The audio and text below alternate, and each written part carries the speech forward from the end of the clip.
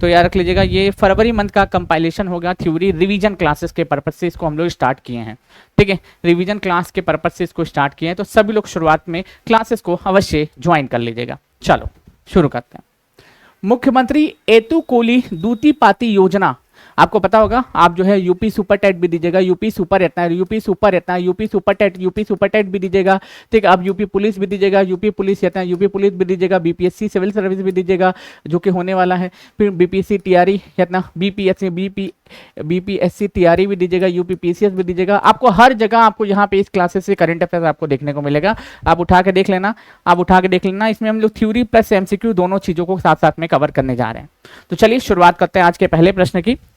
मुख्यमंत्री एतिकोली दूतीपाती योजना किसने शुरू की है? ये असम के द्वारा शुरू की गई है। असम राज्य के मुख्यमंत्री हेमंत बिस्व शर्मा द्वारा चाय बागान श्रमिकों को, ठीक है, तिनसुकिया जिला में मुख्यमंत्री एतिकोली दूतीपाती कल्याणकारी योजना का शुभारंभ किया है। इस योजना के अंतर्गत लगभग 6 लाख चाय श्रमिकों को क्या किया जाएगा दोस्तों, 5,000 रुपए की अतिरिक्त भुगतान राशि सीधे उनके खाते में भेजी जाएगी। एक तरीके से जितने भी चाय बागान, चाय उत्पादन करने वाली जितनी भी जनजातियां हैं, चाय उत्पादन करने वाले 6 लाख जितने भी लोग हैं, उनके खाते में अतिरिक्त राशि के रूप में, अतिरिक्त सहायता राशि के रूप में डीबीटी के माध्यम से 5,000 रुपए भेजे जाएंगे। अभी असम अभी काफी ज्यादा चर्चा में है। असम, आपको पता है यहाँ पे जो जोहा चावल है, यहाँ का जो जोहा चावल, आप नाम तो सुने ही होंगे, जोहा जो चावल है ये कहाँ भेजा गया है? ये यूके, इतना ये जोहा चावल ये कहाँ भेजा गया है? यूके प्लस इटली में भेजा गया है, यूके प्लस इटली में भेजा गया है, यूके प्लस इटली में भेजा गया है। यहीं पे आप देखिएगा मांझुली जो मुखौटा है, इस मांझुली मुखौटा को कहाँ पे दोस्तों, यहीं पे जीआई टैग मिला हुआ है, यहीं पे जीआई टैग मिला हुआ है। तेजपुर लीची, इतना तेजपुर लीची भी आपको यहीं देखने को मिलेगा, तेजपुर लीची भी आपको यहीं देखने को मिलेगा, जिसको क्या मिला हुआ है, जिसको जीआई टैग मिला हुआ है, जीआई टैग मिला हुआ है। और मूंगा सिल्क है, इतना मूंगा सिल्क अभी जो मोदी जी दिए थे किसको, मेलोनी को, वो भी यहीं पे क्या मिला हुआ है, ज्योग्राफिकल आइडेंटिफिकेशन यानी कि जीआई टैग मिला हुआ है। आप यहाँ पे और भी चीज़ें देख सकते हैं, जैसे कि यहाँ पे बिहू फेस्टिवल मनाते हैं, बिहू फेस्टिवल मनाते हैं। यहाँ पे कामरूप यत्ना, कामरूप कामाख्या देवी मंदिर है, कामरूप कामाख्या देवी मंदिर है, कामरूप कामाख्या देवी मंदिर है। तो साथ ही साथ आपको ये भी बता देते हैं, यहाँ पे औरंग नेशनल पार्क है, औरंग नेशनल पार्क है, रमोना नेशनल पार्क है, रमोना नेशनल पार्क है। यहाँ पे दोस्तों कांजीरंगा नेशनल पार्क है, कांजीरंगा नेशनल पार्क है, मानस नेशनल पार्क है, मानस नेशनल पार्क है। So many multiples national park we have here, ठीक है। इतना यहाँ पे बहुत सारे नेशनल पार्क आपको देखने को मिलते हैं। ब्रह्मपुत्रा रिवर जो है, ब्रह्मपुत्रा रिवर यहीं पे बहती है, और इतना इसी की सहायक नदी पे, लोहित नदी पे ही भूपेन हजारिका सेतु देखने को मिलता है, ठीक है, भूपेन हजारिका सेतु हमको देखने को मिलता है। अच्छा, आज जो है ना, गलती से एक हम मिस्टेक हो गया था, इसको सुधार लीजिएगा केवल, ठीक है। यूट्यूब वाली क्लासेस में हम लोगों ने, अब होता क्या है, फ्लो में पढ़ाता रहता है इंसान, ठीक है, तो गलतियां हो ही जाती हैं, कोनो इसमें बहुत बड़ी बात है नहीं, ठीक है। फ्लो में आदमी पढ़ाता रहता है तो क्या गलती हो जाती है, उसकी लेकिन क्षमा प्राप्ति है हम। ये हमने एक चीज़ गलत बना दिया, ये कि कोरोमंडल तट और मालाबार तट किसे कहते हैं, ये हमसे आज थोड़ा सा गलत हो गया, कोई बात नहीं, इसको हम लोग सुधार देते हैं, ठीक, सुधार देते हैं कि कोरोमंडल तट किसे कहते हैं और मालाबार तट किसे कहते हैं, इसको हम लोग क्या कर देते हैं दोस्तों, सुधार देते हैं, ठीक है। पहली बात ये देखिएगा, जो आपका जो अरब सागर वाला जो एरिया है ना, ये अरब सागर वाला जो एरिया है, ये अरब सागर, ये इधर क्या है तो अरब सागर है, अरब सागर वाला जो एरिया है, अरब सागर वाला जो एरिया है, इसको हम लोग क्या बोलते हैं, इसको हम लोग मालाबार तट बोलते हैं, इसको मालाबार तट बोलते हैं, मालाबार तट बोलते हैं, इसको मालाबार तट बोलते हैं, याद रख लीजिएगा। अब ये कहाँ कहाँ पे फैला हुआ है, कौन कौन से राज्यों में फैला हुआ है, ये भी पूछ सकता है। इधर वाला जो एरिया है ना, इधर जो तमिलनाडु वाला जो एरिया है, इसको हम लोग कोरोमंडल तट कहते हैं, इसको कोरोमंडल तट कहते हैं, कोरोमंडल तट कहते हैं। और कोरोमंडल तट आंध्र प्रदेश, तमिलनाडु, पुदुचेरी में फैला हुआ है। ये कोरोमंडल तट आंध्र प्रदेश इतना तमिलनाडु प्लस पुदुचेरी में ये फैला हुआ है, पुदुचेरी में फैला हुआ है। और ये जो मालाबार तट है, ये कर्नाटक, केरल, ये देखोगे जो मालाबार तट है, ये देखो ये केरल है, ये केरल है अपना, फिर उसके ऊपर देखोगे ये कर्नाटक है, फिर उसके बाद देखोगे कर्नाटक है, फिर उसके नीचे फिर बीच में आप ऊपर देखिएगा केरल कर्नाटक, और फिर इसके बाद तमिलनाडु। तमिलनाडु में आपको ये देखने को मिलता है ना, ये केरल कर्नाटक तमिलनाडु में आपको ये देखने को मिलता है अपना, जिसका नाम क्या हो जाएगा दोस्तों ये मालाबार तट। मालाबार तट तो सीधे सीधे बोले तो पश्चिमी तट को मालाबार तट कहते हैं, पूर्वी तट को कोरोमंडल तट कहते हैं। याद रख लीजिएगा, ये पेपर में आपसे पूछा जाता है। हो सकता है बाई मिस्टेक हमसे गलती होगी तो इसके लिए हम क्षमा प्रार्थी हैं। देखिए क्षमा प्रार्थी हैं, कोई दिक्कत नहीं है इसके लिए, ठीक है, कोई दिक्कत नहीं है, कोई दिक्कत नहीं है, ठीक है। ये हो जाता है कभी के, ये हो जाता है। अब जैसे कि उत्तरी सरकार, आंध्र प्रदेश के तट उत्तरी भाग को उत्तरी सरकार कहते हैं। जो आंध्र प्रदेश है ना, इसके उत्तरी भाग को हम लोग उत्तरी सरकार कहते हैं। उत्तरी सरकार, उत्तरी सरकार कहते हैं, उत्तरी सरकार कहते हैं उत्तरी भाग को। जो एपी है, इस आंध्र प्रदेश के उत्तरी भाग को हम लोग क्या कहते हैं दोस्तों, आंध्र प्रदेश के उत्तरी भाग को, उत्तरी भाग आंध्र प्रदेश के तट के उत्तरी भाग को हम लोग क्या कहते हैं, उत्तरी सरकार कहते हैं, उत्तरी सरकार कहते हैं, ठीक है। केरल कर्नाटक, मालाबार तट जो है ना, ये केरल कर्नाटक तक ही होगा, केरल कर्नाटक तक ही होगा।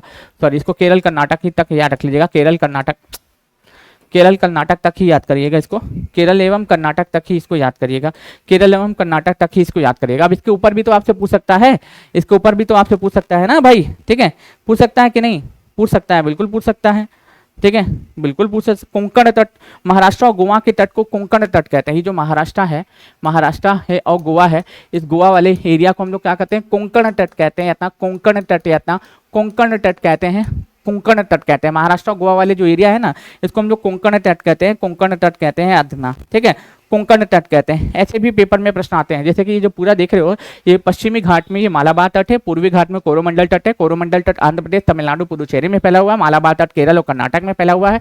जस्ट ऊपर में जाइएगा, महाराष्ट्र गोवा वाले एरिया को कोंकण तट कहते हैं। उत्तरी सरकार, ये उड़ीसा वाला रीजन आ जाता है, इसको हम लोग उत्तरी सरकार कहते हैं। डैश सेट, ठीक है, डैश सेट। यहाँ से पेपर में अगर प्रश्न बनेगा आप आसानी से सॉल्व कर जाओगे, आप आसानी से सॉल्व कर जाओगे, ठीक है। माफी चाहेंगे, गलती हो गया था हमसे कल, ठीक है, माफी चाहेंगे, आप सभी लोगों से माफी चाहेंगे। हो जाता है भाई, जानबूझ के कोई गलती नहीं करता है, हो जाता है गलतियां, ठीक है, गलतियां हो जाती हैं, बहुत जानबूझ के कोई भी गलती किसी भी प्रकार की नहीं करता है, ठीक। अच्छा, ब्रह्मपुत्र रिवर पता है, इसकी इसी पे लाइट हाउस बनाया जा रहा है, इसी पे क्या बनाया जा रहा है, लाइट हाउस बनाया जा रहा है, इसी पे लाइट हाउस बनाया जा रहा है, इसी ब्रह्मपुत्र रिवर पे ही लाइट हाउस बनाया जा रहा है, ये बात आप याद रखिएगा, ठीक है। इस ब्रह्मपुत्र रिवर पे ही क्या बनाया जा रहा है, लाइट हाउस का भी निर्माण किया जा रहा है, लाइट हाउस का भी निर्माण किया जा रहा है। अच्छा, एक चीज और आपको बता दूं, यहाँ पे यूनिफॉर्म सिविल कोड को भी लागू कर दिया गया है। देखो, यूनिफॉर्म सिविल कोड पहले कहाँ लागू हुआ, उत्तराखंड में, फिर दूसरा कहाँ लागू हुआ, गुजरात में, कहाँ पे, गुजरात में, और तीसरा कहाँ लागू हुआ दोस्तों, अभी असम में हो चुका है, तीसरा कहाँ पे, असम में हो चुका है, तीसरा कहाँ पे, असम में हो चुका है, असम में हो चुका है। जो तीन चीजें आप याद कर सकते हैं इसके बारे में, असम के बारे में, तीन चीजें आप असम के बारे में याद कर सकते हैं इस पेड क्लासेस में, ठीक है। तो मैं फिर से बता देता हूँ, ये पेड क्लासेस जो है ये आपको UP super TET, UP super TET, सुपी TET, Bihar TRE, Bihar police, Bihar police all over India में, इंक्लूडिंग यूपीएससी, इन सभी को ये क्लासेस कवर करेंगे, इंक्लूडिंग सभी को ये क्लासेस आपकी कवर करने वाली हैं, जो बात है क्लियर, ठीक। चलो, मुख्यमंत्री एतुकुली दूतीपाती योजना असम राज्य सरकार के द्वारा हेमंत विश्व शर्मा द्वारा शुरू की गई है, जिसमें जो है चाय बागान श्रमिकों को 5,000 रुपए डीबीटी के माध्यम से डायरेक्ट उनके खाते में भेजा जाएगा। डीबीटी क्या होता है, डायरेक्ट बैंक ट्रांसफर, बीच में कोई दलाल नहीं, डायरेक्ट बैंक ट्रांसफर को डीबीटी कहते हैं, डीपीटी कहते हैं, डीपीटी, डीबीटी कहते हैं, डीबीटी कहते हैं हम लोग, डीबीटी कहते हैं। 2026 को कृषि वर्ष घोषित किया गया, जी हाँ, आपको बता देता हूं, 2026 को क्या किया गया दोस्तों, कृषि वर्ष घोषित किया गया है। मध्य प्रदेश के राज्यपाल मंगूभाई छगन भाई पटेल ने 77वें गणतंत्र दिवस के अवसर पर भोपाल में राज्य स्तरीय समारोह को संबोधित करते हुए 2026 को कृषि वर्ष के रूप में घोषित किया है, कृषि वर्ष के रूप में घोषित किया है। अच्छा, जब एमपी की बात आती है तो एमपी में आपको देखने को मिलेगा क्या दोस्तों, यहाँ पे एमपी में बलम खीरा, अभी हाल फिलहाल की न्यूज है, इतना बलम खीरा को जीआई टैग दिया गया है, बलम खीरा को जीआई टैग दिया गया है। एमपी में ही कूनो नेशनल पार्क है, कूनो नेशनल पार्क है, जहाँ पे क्या है दोस्तों, बोत्सवाना से 8-9 चीते लाए गए, बोत्सवाना से क्या लाए गए दोस्तों, बोत्सवाना से 9 चीते लाए गए, बोत्सवाना से 9 चीते लाए गए, जिसमें से 6 जो है मादा जो है और 3 जो है नर हैं, 3 जो है नर है, और इनको कूनो नेशनल पार्क में रखा गया है, कूनो नेशनल पार्क में रखा गया, कूनो नेशनल पार्क में रखा गया है। एमपी में ही 58 58 नंबर का टाइगर रिजर्व भी आपको देखने को मिलता है। और यहीं पे एमपी की जो इमली है ना, अभी इसको भी जीआई टैग दिया गया है। एमपी में आप देखिएगा गोंड पेंटिंग को जीआई टैग मिला हुआ है। गोंड जो पेंटिंग है ना, इस गोंड पेंटिंग को भी एमपी में ही जीआई टैग मिला हुआ है यार ना, गोंड पेंटिंग को। अच्छा, मध्य प्रदेश में ही आप देखिएगा क्या है, सांची का स्तूप देखने को मिलेगा। सांची का क्या दोस्तों, स्तूप, सांची का स्तूप या इतना स्तूप देखने को मिलता है। इसकी कैपिटल क्या हो जाएगी दोस्तों, भोपाल हो जाएगी, भोपाल हो जाएगी। इसकी कैपिटल क्या हो जाएगी, भोपाल हो जाएगी। ठीक, 58 नंबर का टाइगर रिजर्व आपको यहीं पे देखने को मिलेगा, जिसका नाम अगर पूछ ले, हाँ बिल्कुल 6 फीमेल है और 3 मेल हैं। 6 फीमेल ना 6 फीमेल, 6 फीमेल, 6 मादा है। ठीक है, 6 मादा है, 3 नर है। मादा मतलब होता है फीमेल, मादा मतलब फीमेल होता है, और नर मतलब होता है मेल। ठीक है, बेवकूफ इंसान। ठीक है, उल्टा सीधा कुछ भी मतलब लिख देना है। ठीक, तो याद रख लीजिएगा 58 नंबर का जो टाइगर रिजर्व बना है वो भारत का कौन है दोस्तों, वो माधव राष्ट्रीय उद्यान है।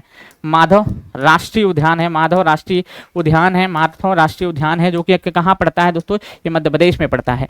अच्छा, मध्य प्रदेश में आपको पता होगा एमपी में एक पहाड़ी है दोस्तों, अमरकंटक है इतना, अमरकंटक है इतना, अमरकंटक की पहाड़ी है। इस अमरकंटक की पहाड़ी से क्या निकलता है दोस्तों, इस अमरकंटक की पहाड़ी से एक नदी का उद्गम होता है, जिसका नाम है दोस्तों नर्मदा, नर्मदा इतना। और नर्मदा नदी जो है ना, ये अरब सागर में गिरती है। कहाँ पे दोस्तों, अरब सागर में गिरती है। ठीक है, इसी के ऊपर धुआंधार जलप्रपात आपको देखने को मिलता है। ठीक है, अमरकंटक से ही एक और नदी निकलती है जिसका नाम है सोन, जिसका नाम क्या हो जाएगा दोस्तों, सोन, जो कहाँ जाती है दोस्तों, बिहार जाती है, बिहार जाती है और गंगा में मिल जाती है, गंगा में मिल जाती है। कोई बताएगा कि सोन नदी बिहार में गंगा में कहाँ जाके मिलती है, ये पूछा जाता है। मनेर पटना में मिलती है, इतना मनेर पटना में मिलती है। ठीक है, सोन नदी बिहार में कहाँ जाकर गंगा में मिल जाती है। पेपर में यही आपसे सीधे तौर पे प्रश्न पूछेगा कि सोन नदी बिहार में कहाँ पर जाके गंगा में मिल जाती है। सोन नदी बिहार में कहाँ पे जाकर गंगा में मिल जाती है मेरे भाई, तो मनेर पटना में। मनेर पटना जो है ना, मनेर पटना लिख लीजिएगा दोस्तों, मनेर जो है ना, मनेर पटना, मनेर पटना में ये गंगा में जाकर मिल जाती है, गंगा में जाके मिल जाती है। तो रिवीजन क्लासेस है फैप का, याद रखना, पेड क्लासेस का, ये 2026 का हम लोग रिवाइज कर रहे हैं। इसका पीडीएफ जस्ट का तस्ट मैं दे दूंगा, अगर समझ में आ जाएगा तो ठीक है, नहीं तो प्लेन पीडीएफ ले लेना, प्लेन पीडीएफ ले लेना। ठीक है, चल, अगर ये लिख सकते हो तो मेरे साथ नोट डाउन करते हुए चलिएगा ही। अंतर्राष्ट्रीय महिला किसान वर्ष 2026 को क्या किया गया है दोस्तों, यूएन ने क्या किया है दोस्तों, संयुक्त राष्ट्र ने 2026 को अंतर्राष्ट्रीय महिला किसान वर्ष के रूप में घोषित किया है। इस पहल का उद्देश्य कृषि खाद्य प्रणालियों में महिलाओं के योगदान को सामने लाना, चाहे वह उत्पादन हो, चाहे प्रसंस्करण हो, चाहे व्यापार हो, क्योंकि उन क्षेत्रों में उनकी अहम भूमिका अक्सर नजरअंदाज कर दी जाती है। बिल्कुल ये ना, उन क्षेत्रों में महिलाओं की जो अहम भूमिका होती है उसको नजरअंदाज कर दिया जाता है, बस इसीलिए तो ये जो है दोस्तों दिक्कत वाली बात है। ठीक है, तो आपकी तरफ मौसम कैसा है, आज कौन कौन घूमने जा रहा है बताओ, छुट्टी का माहौल थोड़ा सा एंजॉय करिए और क्या। ठीक, चलो, आर्थिक सर्वेक्षण 29 जनवरी 2026 को संसद में प्रस्तुत किया गया। आर्थिक सर्वेक्षण एक दस्तावेज है जिसे प्रत्येक वर्ष बजट के ठीक एक दिन पहले पेश किया जाता है। पिछले 12 महीनों की अर्थव्यवस्था का प्रदर्शन विस्तृत करता है, उसी को इकोनॉमिक सर्वे या फिर आर्थिक सर्वेक्षण कहा जाता है, याद लीजिएगा। ये वित्त मंत्रालय द्वारा जारी किया जाता है। वित्त मंत्री इसे क्या करते, वित्त मंत्रालय के आर्थिक मामले के विभाग द्वारा इसे मुख्य आर्थिक सलाहकार के मार्गदर्शन में तैयार किया जाता है, लेकिन इसको पेश कौन करता है, देश के वित्त मंत्री पेश करते हैं। ठीक है, इतना इट हैज बीन रेनिंग, अच्छी बात तो है। ठीक है, इतना अच्छी बात तो है, याद रख लीजिएगा। मैं बता देता हूँ, इसको वित्त मंत्री पेश करते हैं, हमारे देश के जो वित्त मंत्री हैं ना, देश की जो वित्त मंत्री हैं, इतना देश के जो वित्त मंत्री हैं वो पेश करते हैं, इसको वो पेश करते हैं। इससे ये हमको पता चलता है ये क्या है कि 29 जनवरी को इस बार पेश किया गया था। इसमें कुछ प्रमुख बातें बताई गई हैं, इकोनॉमिक सर्वे में कुछ प्रमुख बातें बताई गई हैं, कुछ प्रमुख बातें बताई गई हैं जिनको हमको पढ़ना है, जिनको हमको क्या करना है दोस्तों, पढ़ना है, जो कि हमारे लिए जरूरी है। ठीक है, जैसे कि आर्थिक सर्वेक्षण 2025-26 के प्रमुख बिंदु। इस बार का आर्थिक सर्वेक्षण 16 चैप्टर में तैयार किया गया है, 16 चैप्टर में तैयार किया गया है। जीडीपी, ठीक है, ग्रोथ रेट 6.8 से 7.2% रहने का अनुमान है। अब कई लोगों के मन में ये था सर जीडीपी क्या होता है। जीडीपी का मतलब होता है gross state domestic product, sorry GDP बोल रहा हूँ, हाँ जीएसडीपी बोलने लगा, gross domestic product, gross domestic product.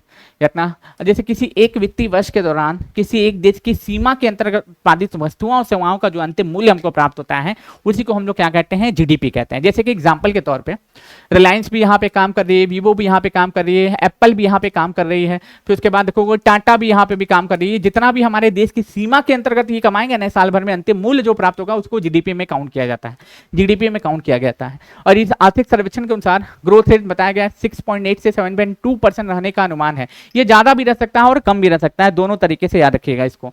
ठीक, भारत का 2024-25 में सकल घरेलू उत्पाद 4.8% और राजकोषीय घाटों को पूरा करने का लक्ष्य रखा गया है। भारत सरकार का सकल घरेलू उत्पाद के 4.8% राजकोषीय घाटे को पूरा करने का लक्ष्य रखा गया है।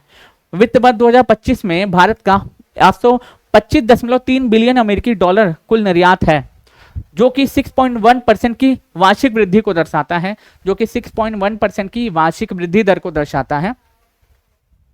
भारत के विदेशी मुद्रा भंडार 701.4 बिलियन डॉलर और 16 जनवरी 2026 तक ये पहुंच गया है, मतलब 16 जनवरी 2026 तक ये पहुंच गया है। ये देखो अभी हमारे पास जो हम आपको पढ़ा भले जुलाई में रहे हैं, लेकिन मैं आपको ये बता देता हूँ, ये जो डेटा जारी किया गया था ये जो आपको फरवरी तक का ही है। ठीक है, इकोनॉमिक्स जो इकोनॉमिक सर्वे का जो डेटा जारी किया गया था वो आपको फरवरी तक का ही है, फरवरी तक का ही है। ठीक है, चलिए जेसी डैनियल पुरस्कार जी आपको बता देता हूं, ये शारदा जी को दिया गया। जनवरी 2025 में प्रसिद्ध अभिनेता शारदा को, यानी कि शारदा जी को 2024 के लिए प्रतिष्ठित जेसी डैनियल पुरस्कार से सम्मानित किया गया। पेपर में तो बस इतना ही पूछेगा कि जेसी डैनियल पुरस्कार किसको दिया गया। ये केरल सरकार द्वारा मलयालम सिनेमा में आजीवन योगदान का सर्वोच्च सम्मान है, जो फिल्म उद्योग और उत्कृष्ट योगदान के लिए दिया जाता है। अब जैसे कि मान लो एक चीज और आप याद करें, जैसे 60वां ज्ञानपीठ किसको दिया गया, 60वां ज्ञानपीठ दिया गया दोस्तों आर वेरामुथु को दिया गया, आर वेरामुथु को दिया गया, तमिल कवि है इतना, आर वेरामुथु को दिया गया। 35वां सरस्वती सम्मान, सरस्वती इतना 35वां सरस्वती सम्मान की अगर मैं बात करता हूँ, 35वां सरस्वती सम्मान ये दिया गया राम कुमार इतना, राम कुमार मुखोपाध्याय, मुखोपाध्याय को दिया गया। इनकी कहानी का नाम हो जाएगा हरा पार्वती कथा, हरा पार्वती कथा, हरा पार्वती कथा के लिए इनको यह अवार्ड दिया गया। ठीक है, उसके साथ साथ आपको पता होना चाहिए कि लता दीनानाथ मंगेशकर अवार्ड, लता दीनानाथ यता, दीनानाथ यता, लता दीनानाथ मंगेशकर यता, मंगेशकर अवार्ड, लता दीनानाथ मंगेशकर अवार्ड ये दिया जाएगा किसको, कैलाश सत्यार्थी को दिया जाएगा। किसको दिया जाएगा, कैलाश सत्यार्थी, कैलाश सत्यार्थी को दिया जाएगा। इंटरनेशनल बुकर पुरस्कार, यानी कि जिसे हम लोग अंतरराष्ट्रीय बुकर पुरस्कार कहते हैं, अंतरराष्ट्रीय बुकर यत्न, अंतरराष्ट्रीय बुकर अवार्ड, अंतरराष्ट्रीय बुकर अवार्ड इस बार गया है किसको, यांग शुआंग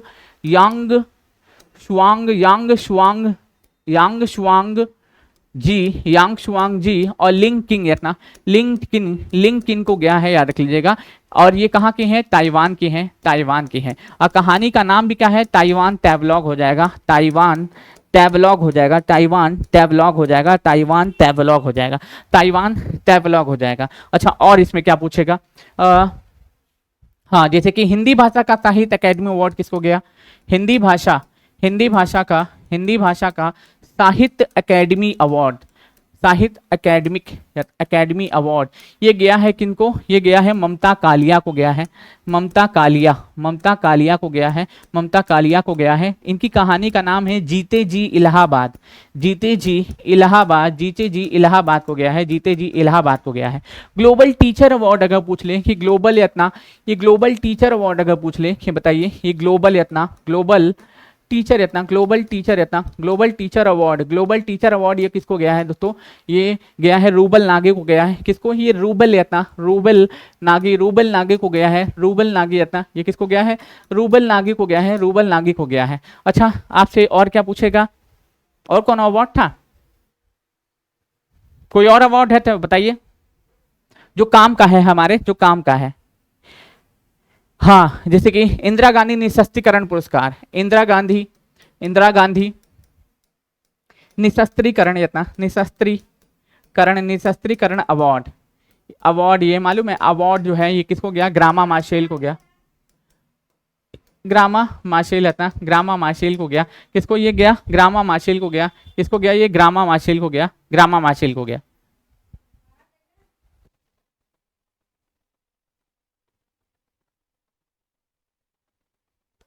हाँ, तो बाहर कुछ लेवे गलू रख दे, ठीक है। तो कैसी लग रही है आपको ये देखो, हम बीच बीच में जानबूझ के आपको जो है ये क्लासेस हम यूट्यूब पे प्रदान करते हैं, ये पेड क्लासेस हम जानबूझ के यूट्यूब पे प्रदान करते हैं, ठीक है। उसका कारण है, हालांकि ये पेड में ही रहेंगी यार, लेकिन इस क्लासेस को हम लोग यूट्यूब पे भी शेयर इसलिए करते हैं कि उसका कारण है कि आखिर बच्चे हमारे पेड क्लासेस को देखें कि आखिर में किस लेवल का और क्या पढ़ाया जा रहा है, वाकई में एग्जाम ओरिएंटेड है कि कुछ भी आके पढ़ा दिया जा रहा है, चिल्ला के चल दिया जा रहा है, ठीक है। एग्जाम ओरिएंटेड चीजें होनी चाहिए, ठीक है। चलो देखो यहाँ पे आ भी गया, इंदिरा गांधी पुरस्कार 2026, मोजाम्बिक की मानवाधिकार कार्यकर्ता समाजवादी जो है दोस्तों समाजवादी ग्रामा माशेल को वर्ष 2025 के लिए इंदिरा गांधी शांति निःशस्त्रीकरण पुरस्कार से सम्मानित किया गया है। 2026 में ये सम्मान दिया गया इनको, 2026 में ये सम्मान इनको दिया गया है, ठीक। चलो, यूनेस्को विश्व धरोहर में नामांकन, भारत के मलयालम और प्रसिद्ध लिविंग रूट या भारत के मेघालय में प्रसिद्ध लिविंग रूट ब्रिज को यूनेस्को का 2026-27 का विश्व धरोहर मूल्यांकन आधिकारिक तौर पे नामित किया गया है। और यहीं पे आप देखोगे ये जो है मेघालय के खासी जयंतिया जनजातियों के जिंकिंग जी कहा जाता है। यह पुल जो है इलास्टिक नामक रबड़ के पेड़ों की जड़ों को देखकर बनाया गया है। अब बेसिकली आपको इतना ही याद रख लेना है कि ये जो है ये पुल है कहाँ पे, और थोड़ा सा यूनेस्को के बारे में भी याद कर लेना है, क्योंकि पेपर में यूनेस्को का फुल फॉर्म भी पूछता है। जो आप यूनेस्को आप देख रहे हैं, यूनेस्को इसकी जो स्थापना होती है 1945 में लंदन में होती है। कहाँ पे? लंदन में होती है, लंदन में होती है, याद रख लीजिएगा। इसका हेडक्वार्टर कहाँ पे है दोस्तों? फ्रांस के पेरिस में है, फ्रांस के पेरिस में इसका क्या हो जाएगा? हेडक्वार्टर हो जाएगा। फ्रांस के पेरिस में इसका हेडक्वार्टर हो जाएगा। और इस बार फ्रांस ने ही क्या किया है दोस्तों? G7 को होस्ट किया है। और कौन से नंबर का समिट था? 52वें नंबर का समिट था। फ्रांस के एवियान शहर में इसका आयोजन किया गया है, फ्रांस के एवियान शहर में इसका आयोजन किया गया है, ठीक है। फ्रांस के एवियान शहर में इसका आयोजन किया गया। गल्फ फूड्स सी, दुबई में भारत में पहली बार विश्व का सबसे बड़ा वार्षिक खाद्य पेयजल यत्न स्रोत सम्मेलन गल्फ फूड सी भागीदार के रूप में भाग लिया। गल्फ फूड 2026 में दुनिया का सबसे बड़ा वार्षिक खाद्य पेय पदार्थ सोर्सिंग इवेंट है, जो कि 2026 में इसका 31वां संस्करण आयोजित किया गया। और कहाँ पे आयोजित किया गया? दुबई में आयोजित किया गया। अब होता क्या है ना, हम लोग पढ़ के जाएंगे G20, हम लोग पढ़ के जाएंगे G7, और पूछ लेंगे गल्फ फूड सी सम्मेलन 2026 में कहाँ हुआ। फंस गया यहीं पे, यहीं पे तुम्हारा खेला समाप्त हो जाएगा, यहीं पे तुम्हारा खेल ही समाप्त हो जाएगा, आउट हो जाओगे तुरंत। महाराष्ट्र की पहली महिला उप मुख्यमंत्री, महाराष्ट्र की राजनीति में एक नया इतिहास रचा गया है। सुनेत्रा पवार महाराष्ट्र की पहली महिला उप मुख्यमंत्री चुना गया पति के निधन के बाद।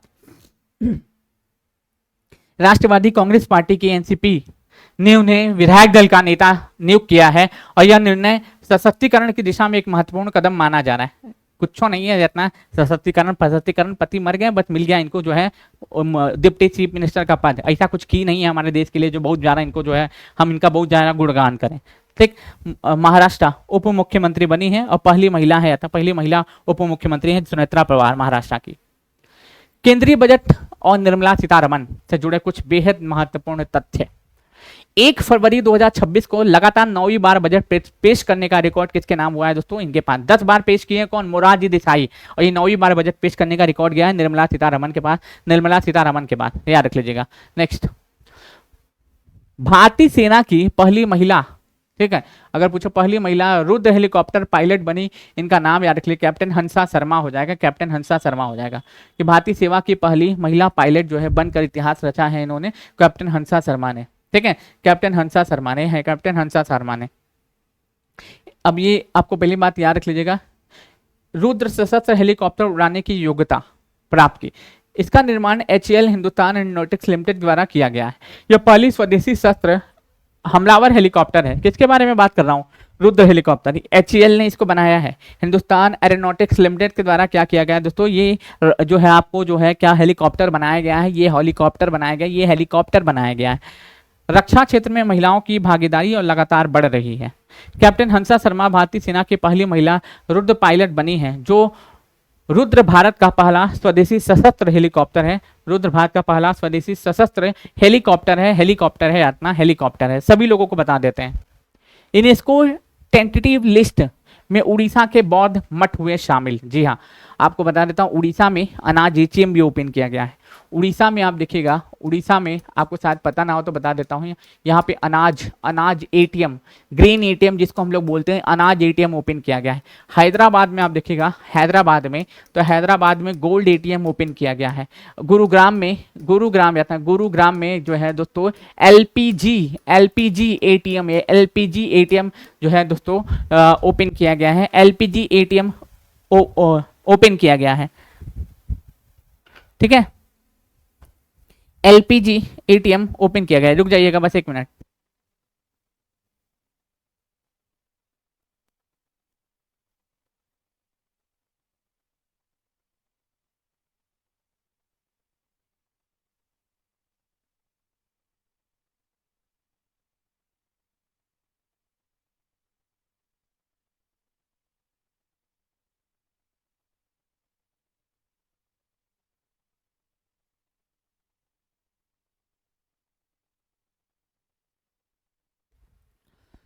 तो यूनेस्को ने उड़ीसा के रत्नागिरी, उदयगिरी, ललितगिरी बौद्ध स्थलों को भारत का विश्व धरोहर स्थल दर्जा देने की अस्थायी सूची में शामिल किया है।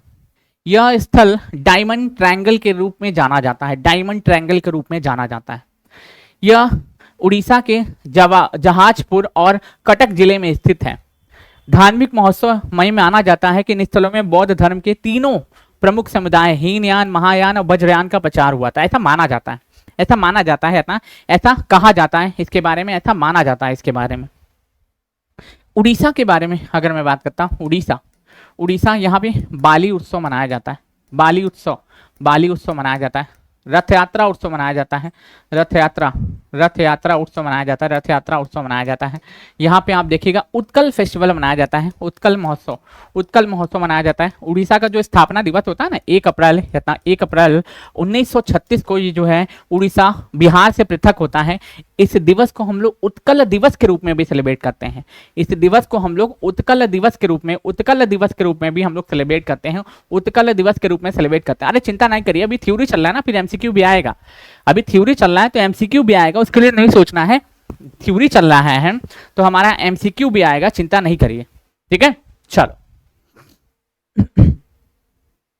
भारत में रामसर साइट की संख्या देखो, फरवरी 2026 तक, फरवरी का करंट अफेयर्स पढ़ा रहे हैं ना, तो फरवरी 2026 तक जब ये, तब तक कितनी थी, 98 थी। लेकिन ये भी वर्तमान समय में आप देखिएगा, वर्तमान समय में आप कितनी हो चुकी है, 100 हो चुकी है। आज के डेट तक, आज के तारीख तक, यानी कि आज का जो तारीख है आप देख सकते हैं, आज के तारीख तक जो है 100 रामसर साइट है हमारे भारत में। और रामसर साइट के संरक्षण के लिए विश्व आर्द्रभूमि दिवस हम लोग कब मनाते हैं, विश्व आर्द्रभूमि दिवस हर साल हम लोग 2 फरवरी को मनाते हैं।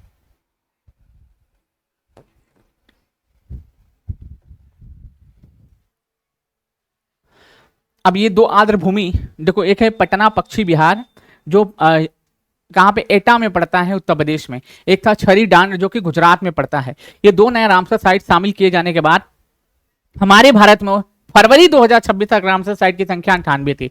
लेकिन जुलाई 2026 तक अभी तक जो है डाटा हमारे पास प्राप्त है, उसके अनुसार 100 है, उसके अनुसार 100 है। मेरा आपसे प्रश्न है, 100वें नंबर का रामसर साइट कौन सा है, ये कमेंट करता हूँ, आंसर आप बताइए। 100वें नंबर का रामसर साइट, देखो इसके संरक्षण के लिए 2 फरवरी को हम लोग विश्व आर्द्रभूमि दिवस मनाते हैं। विश्व आर्द्रभूमि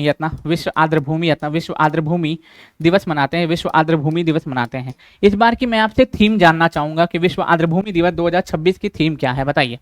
इस बार की थीम जानना चाहूंगा कि विश्व आर्द्रभूमि दिवस 2026 की थीम क्या है। एक चीज याद रखिएगा, बिना थ्योरी पढ़े सिलेक्शन नहीं होता है, याद रख लीजिएगा, किसी भी चीज का बिना थ्योरी पढ़े सिलेक्शन नहीं होता है। और हम इतना आपको पढ़ा चुके हैं कि अब थ्योरी एमसीक्यू दोनों आपके दिमाग में आज छप चुका होगा इतना। तो जयप्रकाश नारायण, हाँ बिल्कुल, जयप्रकाश नारायण वाला जो है, बिल्कुल, जिसे सुरहाताल पक्षी अभ्यारण्य भी कहा जाता है, जयप्रकाश नारायण अभ्यारण्य बोलो या फिर सुरहाताल पक्षी अभ्यारण्य बोलो, ये भारत का 100वें नंबर का रामसर साइट है, ठीक है। चलिए, तो विश्व आर्द्रभूमि दिवस की थीम थी आर्द्रभूमि और पारंपरिक ज्ञान, आर्द्रभूमि एवं पारंपरिक ज्ञान, ठीक है, ज्ञान, ठीक है, आर्द्रभूमि एवं पारंपरिक ज्ञान, सांस्कृतिक विरासत का उत्सव, सांस्कृतिक विरासत यत्न विरासत का उत्सव। देखो होता क्या है ना मेरे भाई, 1971 में ईरान के रामसर में एक समझौता होता है। ठीक है, रामसन कन्वेंशन के तहत 1971 में ईरान के रामसर में एक समझौता होता है जिसमें कहा जाता है कि जितनी भी आर्द्र भूमियां होंगी, जैव विविधता वाला स्थल होगा, उसका संरक्षण किया जाएगा। इसी के लिए आपको पता है कि भारत का जो पहला रामसर साइट बना था, भारत का पहला रामसर यत्न रामसर साइट, भारत का पहला रामसर जो साइट बना था वो कौन बना था दोस्तों? वो चिल्का लेक बना था, मेरा आपसे प्रश्न है वो कब बना था बताइए। ठीक है, चिल्का लेक को भारत का पहला रामसर साइट कब डिक्लेयर किया गया? और ये भी याद रख लीजिएगा, ये जो चिल्का लेक आप बात कर रहे हैं ना, ये उड़ीसा में ही पड़ता है। ये कहाँ पे? उड़ीसा में ही पड़ता है, उड़ीसा में ही पड़ता है। और 1 अक्टूबर 1981 को ये भारत का पहला रामसर साइट बना था। ये भारत का पहला रामसर साइट बना था। ठीक है,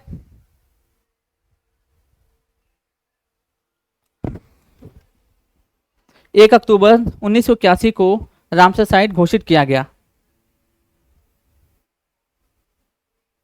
देखो चिल्का लेक याद रखना, उड़ीसा का चिल्का लेक और राजस्थान का केवलादेव राष्ट्रीय उद्यान, ये पहले रामसर साइट बने थे, पहले दूसरे रामसर साइट बने थे। ठीक है, केवलादेव राष्ट्रीय उद्यान और जो है चिल्का लेक, ये पहले दूसरे रामसर साइट बने थे। तो जितने भी रामसर भूमि होती है ना, वो क्या होते हैं दोस्तों? ये जो होता है ये एक तरीके का दोस्तों वो क्या होता है, जैव विविधता वाला केंद्र होता है।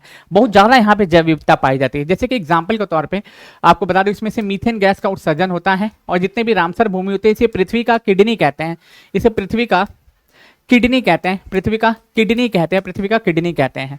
और भारत में सबसे बड़ा रामसर साइट और सबसे छोटा रामसर साइट पूछा जा सकता है। सबसे बड़ा रामसर साइट सुंदरवन का डेल्टा हो जाएगा, सुंदरवन का डेल्टा आपको पड़ता कहाँ पे है दोस्तों? ये पड़ता है वेस्ट बंगाल में। और सबसे छोटा रामसर साइट हो जाएगा रेणुका झील हो जाएगा, सबसे छोटा रामसर साइट रेणुका झील हो जाएगा, जो कि कहाँ पड़ता है? हिमाचल प्रदेश में पड़ता है, और अभी वर्तमान समय में 100वां रामसर साइट है सुरहाताल, जिसे जयप्रकाश नारायण 100वां रामसर साइट रामसर साइट जिसे सुरहाताल पक्षी अभ्यारण्य, जिसे सुरहाताल पक्षी अभ्यारण्य या फिर जयप्रकाश नारायण पक्षी अभ्यारण्य कहते हैं। ये भारत का 100वें नंबर का रामसर साइट है। दोनों एक ही है, अपना नाम इसका दो है, दोनों एक ही है, लेकिन नाम इसका डबल है। ठीक है, चलिए ऑस्ट्रेलियन ओपन समाप्त हुआ। ठीक है, फरवरी में मतलब जनवरी समाप्त होते तो आ ही जाता है रिपोर्ट। तो ऑस्ट्रेलियन ओपन समाप्त हुआ था, हम लोग को फरवरी करना ना, वहीं तक सीमित रहेंगे यार। तो ऑस्ट्रेलियन ओपन समाप्त होता है, पुरुष एकल का विजेता कार्लोस अल्कराज बनते हैं, जो कि स्पेन के खिलाड़ी हैं। और किसको हराया दोस्तों? नोवाक जोकोविच, जो सर्बिया के खिलाड़ी, उनको हराया। पता है पेपर में आजकल क्वेश्चन क्या बन रहा है कि ऑस्ट्रेलियन ओपन का विजेता कौन सा देश है? तो कौन सा देश हो जाएगा? स्पेन हो जाएगा। किस देश को हराया? तो किसको? सर्बिया को हराया। ऐसे भी पेपर में प्रश्न बनते हैं, पेपर में आजकल ऐसे ही प्रश्न बन रहे हैं। यहाँ ऐसा ही होता है, ये इंडिया है, यहाँ पे ऐसा ही होता है। अगर पूछेगा कि ये बताइए कि ऑस्ट्रेलियन ओपन में पुरुष एकल का विजेता कौन सा देश है, तो स्पेन है। आजकल नाम नहीं पूछ रहा है, या तो पूछ लेगा किसको हरा के जीता, किस देश को हरा के जीता, या फिर पूछेगा किस खिलाड़ी को हरा के जीता। विजेता का नाम ही नहीं पूछता, बताओ। लेकिन आपको याद करना पड़ेगा कि ऑस्ट्रेलियन ओपन में पुरुष एकल का विजेता कार्लोस अल्कराज है, जो कि स्पेन के खिलाड़ी हैं। उप विजेता नोवाक जोकोविच है, जो सर्बिया के खिलाड़ी हैं, याद रख लीजिएगा। महिला में एलिना रायबकीना, जो कजाकिस्तान के खिलाड़ी हैं। और किसको हराया? आरना सबलेंका को हराया, जो कि बेलारूस के खिलाड़ी हैं। महिला डबल्स एलिस मेंट्स और झांग स्वाई, और किसको हराया? एडिलिना अलेक्जेंड्रा कुनिक को। ठीक है, चलो राष्ट्रीय कबड्डी चैंपियनशिप। मेरा आपसे प्रश्न है, विश्व कैंसर दिवस की थीम क्या है? So I have been telling you 8 months, will you make it? का बोल रहे हो, समझे नहीं आ रहा। ठीक, चलो इतना क्या हमको लिखना। हाँ, विश्व कैंसर दिवस कब मनाते हैं? विश्व कैंसर दिवस हम लोग कब मनाते हैं? इसकी थीम क्या है बताइए 2026 में? विश्व कैंसर दिवस कब मनाते हैं 2026 में? इसकी थीम क्या है? फिर आगे हम लोग बढ़ेंगे। विश्व कैंसर दिवस कब मनाया जाता है और 2026 में इसकी थीम क्या है? पेपर में तो यही प्रश्न पूछेगा। आइए इस पे आते हैं। राष्ट्रीय कबड्डी चैंपियनशिप 72वां सीनियर राष्ट्रीय कबड्डी टूर्नामेंट 2026, ठीक है, विजेता हरियाणा हो जाएगा, उप विजेता इंडियन रेलवे हो जाएगा, कांस्य पदक हिमाचल प्रदेश और तमिलनाडु हो जाएगा, और स्टार खिलाड़ी हरियाणा की निकिता फाइनल में शानदार प्रदर्शन करते हुए 17 अंक प्राप्त किए हैं। और विश्व कैंसर दिवस की थीम थी यूनाइटेड बाय यूनिक, ठीक है। इसकी थीम क्या थी दोस्तों? विश्व कैंसर दिवस जो हर साल 4 फरवरी को मनाया जाता है, 4 फ़रवरी को मनाया जाता है। इसकी थीम अगर पूछ ले यूनाइटेड बाई यूनिक इसकी थीम हो जाएगी। यूनाइटेड बाय यूनिक जो है इसकी थीम हो जाएगी। यूनाइटेड बाय यूनिक इसकी क्या हो जाएगी? थीम हो जाएगी। Come and ask me. United by unique, united by unique एकदम सही बात है। यूनाइटेड बाय यूनिक इसकी क्या हो जाएगी? थीम हो जाएगी। यूनाइटेड बाय यूनिक इसकी क्या हो जाएगी? थीम हो जाएगी, ठीक है। चलो नेक्स्ट। 1 फरवरी 2026 को वित्त मंत्री निर्मला सीतारमण ने केंद्रीय बजट प्रस्तुत किया। बिल्कुल 9वीं बार बजट प्रस्तुत किए हैं, 9वीं बार बजट प्रस्तुत किए हैं। केंद्रीय बजट में रविवार को पेश किया गया। ये कड़ी पॉइंट है कि भारत के इतिहास में पहली बार केंद्रीय बजट रविवार को पेश किया गया। ये की पॉइंट है आपके लिए, ये 5 स्टार लगा लेना है, 5 स्टार लगा लेना। ये ऐसा पहली बार हो रहा है जिस समय केंद्रीय बजट को रविवार को पेश किया गया। निर्मला सीतारमण ने अपनी स्पीच में शुरुआत में देश को अर्थव्यवस्था को 7% ग्रोथ के रेट के साथ जिक्र किया। इन्होंने कहा हमारी जो अर्थव्यवस्था है 7% के रेट से बढ़ रही है। ये झूठी है याद रखना, 5% नहीं बढ़ रही है, ये खाली झूठ बोल रही है, ठीक। ऑन पेपर 2026-27 में कर्तव्य भवन में तैयार किया गया पहला बजट, ठीक है। कर्तव्य भवन में तैयार किया गया पहला बजट है अपना। केंद्रीय बजट 2026-27 में कर्तव्य भवन में तैयार किया गया पहला बजट। केंद्रीय बजट का कुल आकार 27 कुल आकार जो है 27,53 करोड़ 53 करोड़ कुल बजट जो है 53 करोड़ 47,315 रुपए का है अपना, 315 करोड़ रुपए का है अपना। 53 करोड़ 47,315 रुपए का ये टोटल बजट है यार ना। 315 लाख करोड़ रुपए का टोटल ये बजट है यार ना। फिर से 53 करोड़ 47,315 रुपए का टोटल बजट है, लिख सकते हो। 53 करोड़ इतना, 53 करोड़ 47 लाख, ठीक है, 47 लाख इतना, 53 करोड़ 47 लाख 315 करोड़ रुपए का ये बजट है। 315 करोड़ का बजट है। इकाई, दहाई, सैकड़ा, हजार, 10,000, लाख, 10 लाख, करोड़। तो कितना हो जाएगा? ये सीधे लिख लीजिएगा 53 करोड़ 47 लाख 315 रुपए का ये बजट है इतना 2026-27 का जो कि निर्मला सीतारमण जी ने पेश किया है इस बार। 9वीं बार ये बजट पेश किया गया है, 9वीं बार ये बजट पेश किया गया है इनके द्वारा, ठीक है। चलो और कुछ बजट की बातें, जैसे कि मान लो फरवरी 2026 में निर्मला सीतारमण जी ने 2026-27 का बजट पेश किया और कब 1 अप्रैल को से यह प्रभावी होगा। कुल बजट का आकार 53.47 लाख करोड़ रुपए है, वही 53 करोड़ 47 लाख 315 रुपए का बजट है। रक्षा क्षेत्र पे 7.85 लाख जो है आवंटित किया गया है। शिक्षा क्षेत्र पे 1.39 लाख आवंटित किया गया है। एम्स की पहली पत्नी oil India limited of Ayurveda स्थापित होंगे, ठीक है। और नए वेटरनरी कॉलेज और वेटरनरी कॉलेज बनाए जाएंगे। वेटरनरी कॉलेज और पैरा वेटरनरी कॉलेज बनाए जाएंगे। केंद्रीय सकरानाथ हाई स्पीड रेल विकास करेगी और क्लाउड सेवाएं प्रदान करने के लिए किसी विदेशी कंपनी को 2047 तक पर छूट मिलेगी।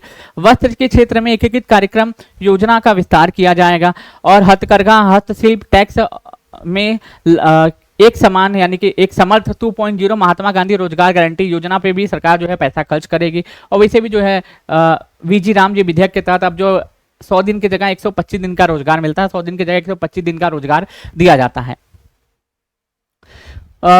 Global soft power index report Brand Finance जनवरी 2026 में जारी की गई। इस सूचकांक में 193 देशों में सांस्कृतिक, कूटनीति और प्राकृतिक प्रभावशीली के आधार पर रैंकिंग दी जाती है। इसमें जो भारत को जो स्थान मिला है वो 32वां मिला है, 32वां मिला है। अमेरिका पहले स्थान पे, चीन दूसरे स्थान पे और जापान जो इसमें तीसरे स्थान पे। हमको किसी से मतलब नहीं रखना, हमको अपने भारत से मतलब रखना है, यानी कि भारत जो है 32वें स्थान पे है।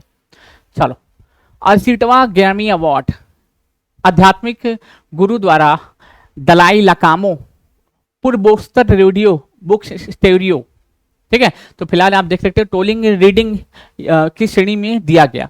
भारतीय सितार वादक यत्ना अनुष्का एंकर को ग्रैमी नॉमिनेशन मिले हैं। उन्हें भारत की 13वीं बार ग्रैमी के लिए नामांकन मिला। इस साल ग्रैमी अवार्ड में दो नहीं क्रांतिकारी जोड़ी गई। यत्ना इस साल ग्रैमी अवार्ड में दो नहीं क्रांतिकारी जोड़ी गई, ठीक है, दो नहीं, ठीक है, क्रांतिकारी जोड़ी गई। इसमें बेस्ट एल्बम खबर और बेस्ट जो है ट्रेडिशनल कंट्री एल्बम शामिल हैं, ठीक है। बेस्ट एल्बम क्रांतिकारी का नाम बदलकर बेस्ट कंटेम्प्रेरी कंट्री एल्बम कर दिया गया है।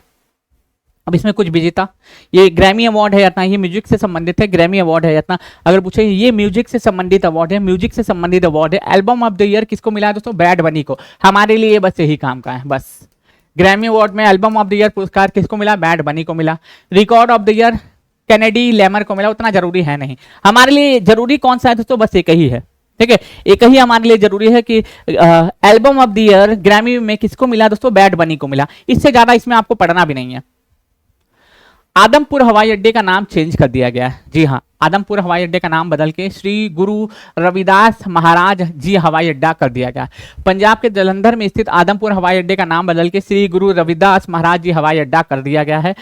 उड़ान योजना के तहत 50 योजना, मतलब उड़ान 50 योजना के तहत 125 करोड़ रुपए की लागत से इसे पुनः यत्ना विकसित और आदमपुर हवाई अड्डे पंजाब के दोआब क्षेत्र में स्थित है। पंजाब के दोआब क्षेत्र में स्थित है। और आपको पता होगा दोआब किसे कहते हैं?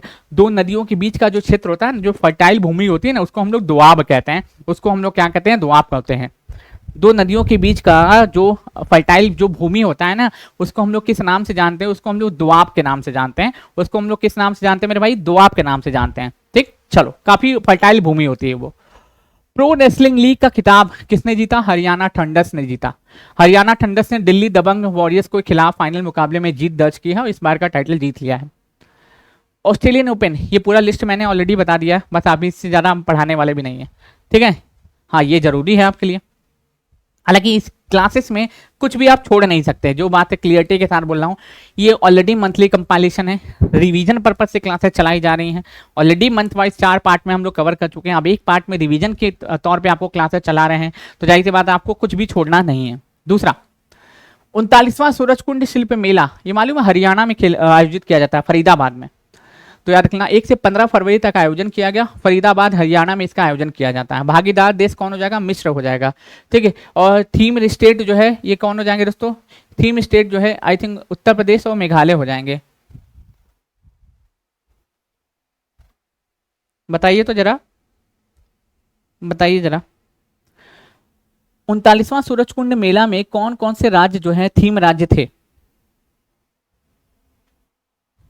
आई थिंक मध्य प्रदेश होना चाहिए, मध्य प्रदेश, उत्तर प्रदेश ही होगा। हाँ बिल्कुल लेना, उत्तर प्रदेश होगा और मेघालय होगा। इसको सुधार लेना, तो इसको लिख लेना उत्तर प्रदेश, इतना उत्तर प्रदेश प्लस क्या हो जाएगा दोस्तों? ये मेघालय हो जाएगा। उत्तर प्रदेश प्लस मेघालय, ये जो है ना ये थीम स्टेट है। और अगर पूछे थीम स्थान, अगर पूछे थीम क्या थी? स्थानीय से वैश्विक। स्थानीय से वैश्विक इसकी थीम थी। स्थानीय से वैश्विक इसकी थीम थी। स्थानीय से वैश्विक इसकी थीम थी। पेपर में सीधे ये क्वेश्चन पूछेगा। 39वां सूरजकुंड मेला हरियाणा के गुरुग्राम में आयोजित किया गया। गुरुग्राम हरियाणा, सॉरी फरीदाबाद में हरियाणा में आयोजित किया गया। 39वां सूरजकुंड मेला फरीदाबाद हरियाणा में आयोजित किया गया। इसमें फोकस देश कौन था? भागीदार देश कौन था? तो भागीदार देश कौन हो जाएगा दोस्तों? मिस्र हो जाएगा। भागीदार देश कौन हो जाएगा दोस्तों? मिस्र हो जाएगा। इस पे फोकस करना है कि भागीदार देश कौन था दोस्तों? मिस्र था। भागीदार देश कौन था दोस्तों? मिस्र था। भागीदार देश कौन था? ये मिस्र था। भागीदार देश कौन था? मिस्र था, मिस्र था, मिस्र था। सरस मेला, यह मेला 31 जनवरी से 9 फरवरी 2026 तक 10 दिन तक जम्मू कश्मीर राज्य में आयोजित हुआ। याद रख लीजिएगा, ये 10 दिवसीय सरस मेला 2020 में आयोजन जम्मू कश्मीर कला केंद्र द्वारा आयोजित किया जा रहा है। इस मेले का आयोजन जम्मू कश्मीर ग्रामीण आजीविका मिशन द्वारा किया जाता है। मणिपुर के नए मुख्यमंत्री, अब मणिपुर में आपको बता देता हूँ, राष्ट्रपति शासन लंबे समय से लगा हुआ था। अब इसको हटाने के बाद जनता पार्टी के युमनाम खिमचंद सिंह विधायक दल का नेता चुना गया, जिसके बाद वे राज्य के मुख्यमंत्री बने। तो याद रखना, युमनाम खेमचंद राज्य के मुख्यमंत्री बने हैं। ठीक है, राज्य के क्या बने हैं दोस्तों? मुख्यमंत्री बने हैं, मुख्यमंत्री बने हैं, मुख्यमंत्री बने हैं। ठीक, और यहाँ पे लोकसभा की सीटें 2 हैं, राज्यसभा की सीटें 1 है, विधानसभा की सीटें 69 है। राजधानी इम्फाल है। गठन 21 जनवरी 1972 को होता है और राज्यपाल अजय कुमार भल्ला है। अजय कुमार भल्ला जो है यहाँ के क्या है? राज्यपाल है, यानी कि क्या हो जाएंगे मेरे भाई? गवर्नर हो जाएंगे। ठीक, चलिए। भारतीय वैज्ञानिक को क्रोफोर्ड पुरस्कार, जी हाँ, भारतीय वैज्ञानिक को मिला क्रोफोर्ड पुरस्कार, उतना जरूरी है नहीं। खंजर सैन्याभ्यास, या इतना ही। खंजर सैन्याभ्यास ये भारत और किर्गिस्तान के बीच में होता है। 13वां संस्करण था, मीसामारी असम में आयोजित किया गया और 4 से 17 फरवरी तक किया गया। कब से कब तक? 4 से 17 फरवरी तक किया गया। आपको पता होगा 13 फरवरी को हम लोग क्या मनाते हैं दोस्तों? विश्व रेडियो दिवस भी मनाते हैं। पूछा जाता है इतना कि विश्व रेडियो दिवस कब मनाया जाता है दोस्तों? तो 13 फरवरी को हम लोग विश्व रेडियो दिवस के रूप में सेलिब्रेट करते हैं। विश्व रेडियो दिवस के रूप में हर साल हम लोग 13 फरवरी को सेलिब्रेट करते हैं। 13 फरवरी को सेलिब्रेट करते हैं। ठीक है, चलो। विश्व कैंसर दिवस यह अपना 4 फरवरी को मनाया गया। विश्व कैंसर दिवस की स्थापना 4 फरवरी 2000 को पेरिस में आयोजित नवसहस्रवादी विश्व कैंसर शिखर सम्मेलन में हुआ था। उसके बाद से इसको लगातार मनाया जा रहा है। 2026 में इसकी थीम यूनाइटेड बाय यूनिक है। यूनाइटेड बाय यूनिक इसकी थीम हो जाएगी। थाईलैंड मास्टर्स का खिताब किसने जीता दोस्तों? तो देविका सिहाग ने जीता है। देविका सिहाग ने इस टाइटल को अपने नाम किया है। स्पेन ने सोशल मीडिया पे सख्त कानून किया लागू। होता क्या है ना दोस्तों, जो सोशल मीडिया है कम उम्र के बच्चों के लिए, खास तौर पे जो 16 साल से कम उम्र के बच्चों के लिए है, उनकी सोचने समझने की शक्ति जो है ना खत्म कर देता है, क्योंकि उनका ऑलरेडी दिमाग डेवलप हुआ नहीं रहता है। ऊपर से उन्हें कूड़ा कतवार जो देखते रहते हैं, उस कूड़ा कतवार की वजह से उनका दिमाग पूरा सड़ जाता है और बच्चों की सोचने समझने की शक्ति समाप्त हो जाती है। बस इसी को ध्यान में रखते हुए स्पेन ने फैसला किया कि हम 16 साल से कम उम्र के बच्चों के लिए सोशल मीडिया पूरी तरीके से बंद कर देंगे। ऑस्ट्रेलिया भी ऐसा कर चुका है। इसके साथ साथ अभी ब्रिटेन ने भी ऐसा किया है। अभी आपको साथ साथ आपको बता देता हूँ, यूएई ने भी 15 साल से कम उम्र के बच्चों के लिए अभी ऐसा किया है कि नहीं किया? मलेशिया तक ने ऐसा किया है 16 साल से कम उम्र के बच्चों के लिए। हमारे कर्नाटक ने कर दिया, बाकी तो छोड़ दो, कर्नाटक ने भी कर दिया है, बाकी का तो छोड़ ही दीजिए। मणिपुर को मिली पहली महिला उप मुख्यमंत्री। मणिपुर के राजनीतिक इतिहास में बदलाव देखने को मिला और नेमचा किपगोन बनी मणिपुर की पहली महिला उप मुख्यमंत्री, जो कि कुकी समुदाय की एक महिला नेता भी हैं। अब वैसे कि आपको पता होगा कि मणिपुर में जो हिंसा हो रही थी, इसमें कुकी समुदाय, नागा समुदाय और क्या है दोस्तों, कुकी नागा और एक और समुदाय था ना, कुकी नागा और एक कौन था ना, एक और कुकी जनजाति, नागा जनजाति और एक कोई जनजाति थी, आपको यहाँ पे देखने को मिलती है। उनके बीच तो डिस्प्यूट चल रहा था, क्या नाम था यार? मणिपुर में कौन कौन सी जातियों के बीच में संघर्ष चल रहा है? कुकी नागा और एक और कोई था यार, नाम नहीं याद आ रहा उसका। बताइए तो जरा, आपको याद आ रहा हो तो बताइए तो जरा, आप लोग में से कोई।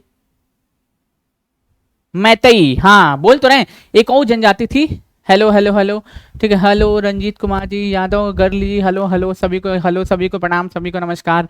ठीक है, मैतई जनजाति बोल तो रहा हूँ, यह था मैतई जनजाति, कुकी जनजाति, नागा जनजाति, इनके बीच में तो डिस्प्यूट अभी चल रहा है यहाँ पे। आपको तो पढ़े ही होंगे, आप लोगों को तो पता ही होगा। सबसे फेमस और सबसे चर्चित मुद्दा ये बना हुआ था। पिल्लू एआई, आंध्र प्रदेश के मुख्यमंत्री चंद्रबाबू नायडू ने पिल्लू एआई नामक जो है एक ऐप विकसित किया है, जो बिलिंग अकाउंटिंग ऐप लॉन्च किया। यह उपयोगकर्ताओं के लिए मातृभाषा में वेल्कनाइजेशन, लेनदेन की रिपोर्ट प्रबंधन करने में सुविधा देता है। अच्छी बात है। विश्व सरकार शिखर सम्मेलन, ये मालूम है कहाँ पे? दुबई, संयुक्त अरब अमीरात में आयोजित किया गया और यहीं पे रूबल नागी को ग्लोबल टीचर अवार्ड से भी सम्मानित किया गया। ग्लोबल टीचर अवार्ड से भी सम्मानित किया गया था। ठीक है, चलो। मिलानो कार्टलेना इटली, जी हाँ, 25वां शीतकालीन खेलों का आयोजन जो है इटली में शुरू हो गया है। ये जो खेल है 6 फरवरी से 22 फरवरी तक आयोजित किया गया। ठीक है, शुभंकर टीनो और मीलो था, यानी टीनो और मीलो था, और इटली तीसरी बार इस खेल का आयोजन कर रहा है। इससे पहले 1956 में, 2006 में और अब 2026 में इसका आयोजन इटली 3 बार अब कर चुका है। और इटली की जो प्रधानमंत्री हैं, इटली की जो प्रधानमंत्री हो जाएंगे, इटली की जो प्रधानमंत्री हो जाएंगे वो जॉर्जिया मेलोनी हो जाएंगी। कौन हो जाएंगी? जॉर्जिया मेलोनी, जॉर्जिया मेलोनी हो जाएंगे, जॉर्जिया मेलोनी, जॉर्जिया मेलोनी हो जाएंगे, जॉर्जिया मेलोनी हो जाएंगे। अच्छा, एक चीज़ और आपको बता देते हैं, इसमें नॉर्वे टॉप किया है। आयोजन भले इटली में हुआ था, लेकिन नॉर्वे इसमें टॉप किया है। नॉर्वे इसमें क्या किया दोस्तों? नॉर्वे इसमें प्रथम स्थान पे था, नॉर्वे इसमें टॉप पे था। हमारा भारत तो इसमें बना नहीं है, तो हमारे तो कोई मतलब नहीं, इतना ज़्यादा फोकस भी नहीं करना है। ठीक, चलो। सोशल मीडिया पर हथियारों के साथ फोटो वीडियो डालकर माहौल बनाने वालों के खिलाफ दिल्ली पुलिस द्वारा ऑपरेशन शस्त्र शुरू किया गया। जिससे कि अपने आप को कुछ लोग दादा बनते हैं ना, इसे जो गन के साथ, चक्कू के साथ, बंदूक के साथ, कुल्हाड़ी के साथ इसे जो फोटो खींच करके डालते थे, उनके खिलाफ सख्त कार्रवाई शुरू की है दिल्ली पुलिस ने एक ऑपरेशन के तहत, जिसका नाम था ऑपरेशन शस्त्र। अब जो शस्त्र दिखाते हुए, अस्त्र दिखाते हुए जो अगर पकड़ा जाएगा जो सोशल मीडिया पर, उसको उठा के जेल में बंद किया जाएगा, उसको उठा के जेल में बंद किया जाएगा यातना, ताकि युवाओं को ऊपर इसका गलत प्रभाव ना पड़े। क्योंकि आजकल वेब सीरीज लोग देख करके हर कोई जो है दोस्तों किंग बनना चाहता है। राजस्थान का अलवार बना 100% बीमा कवरेज वाला जिला। जी हाँ, आप सभी लोगों को बता दें तो 100% बीमा कवरेज वाला जिला जो बना, राजस्थान का अलवर बना, अलवर बना। ग्लोबल फायर पावर इंडेक्स में भारत चौथे स्थान पे। ग्लोबल फायर पावर इंडेक्स में 145 देशों की सेनाओं का आकलन किया जाता है। इसमें top of the table America ही है, मतलब किस देश की सेना कितनी मजबूत है ये रिपोर्ट बताती है। सबसे मजबूत मिलिट्री सेना अगर किसी भी देश की है तो वो अमेरिका के है। चौथे स्थान पे हम लोग हैं, दूसरे पे रशिया, तीसरे पे चाइना और चौथे पे भारत है। अफ्रीका से जो है दोस्तों, अफ्रीका के बोट्सवाना से 9 चीतों को लाया गया, जिसमें से 6 जो है मादा हैं, 3 जो नर हैं, और इनको कूनो नेशनल पार्क में रखा गया, इनको कूनो नेशनल पार्क में रखा गया। अंडर 19 मेंस वर्ल्ड कप 6ठी बार जीता भारत। ये 15 जनवरी से 6 फरवरी 2026 तक आयोजित किया गया। इंग्लैंड को हरा करके हम लोगों ने इस टाइटल को जीता है। आयुष मात्रा इसमें क्या थे दोस्तों? कप्तान थे। आयोजन स्थल जिम्बाब्वे और नामीबिया था। सबसे ज्यादा बार खिताब जीतने वाली टीम अब कौन बन गई है दोस्तों? ये भारत बन चुकी है, भारत बन चुकी है। Player of the series Vaibhav Suryavanshi, मुख्य कोच ऋषिकेश काटिनकर हो जाएंगे, और टूर्नामेंट जो है एम्बेसडर कौन थे? टेडेंडा टाइबू थे। ठीक, चलो। भारत बना अंडर 19 पुरुष चैंपियनशिप का विजेता। और कब जीता है देख रहे हो? सबसे ज्यादा बार भारत ही जीत चुका, 2000 में, 2008 में, 2012 में, 2018 में, 2022 में, 2026 में। देख रहे हो कितनी बार भारत जीत चुका है? 1 2 3 4 5 6 बार भारत जीत चुका है, 6 बार भारत जीत चुका है। ग्लोबल टीचर अवार्ड, एक टीचर है जो झोपड़पट्टी पे बच्चों को चित्र बना के पढ़ाती थी।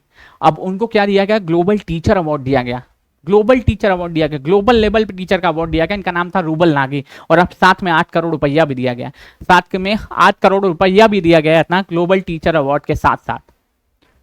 माउंट कांकागुआ संयुक्त पर्वतारोहण अभियान के लिए राजनाथ सिंह ने दिखाई हरी झंडी। बुजुर्गों के लिए अलग बजट पेश करने वाला पहला राज्य कौन बना? वो केरला बना। विश्व दलहन दिवस, देखो हर साल विश्व दलहन दिवस हम लोग कब मनाते हैं? 10 फरवरी को मनाते हैं। और आपको बता दूं, कुल दलहन उत्पादन में अगर टॉप ऑफ द टेबल अगर कोई है पूरे भारत में तो वो मध्य प्रदेश है। कुल दलहन उत्पादन में टॉप ऑफ द टेबल अगर पूछे कोई हो जाएगा तो केवल कौन हो जाएगा? मध्य प्रदेश हो जाएगा। संतोष ट्रॉफी का खिताब जीता सर्विसेज ने। 79वें संतोष ट्रॉफी का खिताब सर्विसेज टीम में अपने नाम किया। असम के डाकुना स्टेडियम में खेला गया मुकाबला और केरल को 1-0 से हरा के जीत लिया। सैफ अंडर 19 महिला फुटबॉल चैंपियनशिप 2026 का टाइटल किसने जीत लिया दोस्तों? ये भारत ने जीत लिया। टूर्नामेंट का आयोजन पोखराम में हुआ था। फाइनल में भारत ने बांग्लादेश को हरा के इस टाइटल को जीत लिया। ग्लोबल एआई इंपैक्ट शिखर सम्मेलन, जहां पे भारत की बेइज्जती हुई थी, चाइना के माल के ऊपर अपना प्रोडक्ट हम लोग चिपकाते हैं इतना और कहते हैं हमने बनाया। ठीक, चलो। तो ग्लोबल एआई इंपैक्ट शिखर सम्मेलन 16 से 20 फरवरी तक कहां पे दोस्तों? नई दिल्ली भारत मंडपम में आयोजित किया गया। नई दिल्ली के भारत मंडपम में आयोजित किया गया, याद रख लीजिएगा। और इसमें जो है अगर 2027 वाला कहां होगा ये आप कमेंट करते हो, आंसर बताइएगा। ठीक, चलो। इस बार की अगर पूछे, आयोजनकर्ता इलेक्ट्रॉनिक एवं सूचना प्रौद्योगिकी मंत्रालय था। थीम क्या थी दोस्तों? पीपल, प्लैनेट और क्या प्रोग्रेस। जापान की पहली महिला प्रधानमंत्री बनी सानो तकाइची, अभी भारत में आई थी, मोदी जी के साथ घूम रही थी। ठीक है, अभी मोदी जी के साथ घूम रही थी। मोदी जी जो है ना आजकल एकदम चर्चा में बने हुए हैं ना, मतलब कभी मेक्सिको चले जा रहे हैं, कभी मेलोनी के पास चले जा रहे हैं, कभी सानो तकाइची मिलने आ जा रही है, मतलब मोदी जी का गोल्डन गोल्डन ही चल रहा है यार ना, गोल्डन गोल्डन ही चल रहा है। प्रधानमंत्री नरेंद्र मोदी की मलेशिया यात्रा। प्रधानमंत्री नरेंद्र मोदी जो है 11 महत्वपूर्ण समझौते पर हस्ताक्षर किए हैं और मलेशिया से लौट के आए हैं। और मलेशिया गए हैं तो ऐसी खाली हाथ थोड़े आए, हमारा यूपीआई वहां लॉन्च करके आए, तालियां। ठीक है, पैसा रहे ना रहे, मतलब पोजीशन घटे ना घटे, पैसा रहे ना रहे, पोजीशन घट जाए। ठीक है, और यहाँ पे यही हाल हो रहा है, पैसा है नहीं और पोजीशन घटते जा रहा है, लेकिन फिर भी नवाबी नहीं कम हो रही है। पेट्रोल बचाइए, ठीक है, पेट्रोल को सेव करिए और हम जो है विदेशों में घूमेंगे। ग्लोबल इनोवेशन इंडेक्स, विश्व बौद्धिक संपदा संगठन द्वारा जारी रिपोर्ट के अनुसार 2024 में चीन अनुसंधान विकास सबसे अधिक 782.9 बिलियन डॉलर आवंटित किए गए हैं। इतना ही याद रखना। अंतर्राष्ट्रीय मिर्गी दिवस, ठीक है, हर साल 9 फरवरी को मनाया जाता है। ईप्लिस प्रिविलेज इसकी थीम हो जाएगी, याद रख लीजिएगा। भ्रष्टाचार धारणा सूचकांक में हम लोग 91 स्थान पे है अपना, और ये जो है ट्रांसपेरेंसी इंटरनेशनल के द्वारा इस रिपोर्ट को जारी किया जाता है। 2025 के जो इंडेक्स है उसमें 182 देशों में 91 स्थान पे हम लोग भारत में हैं, 91 स्थान पे भारत है अपना। करप्शन भ्रष्टाचार, अच्छा ये हो गया ना भाई 91।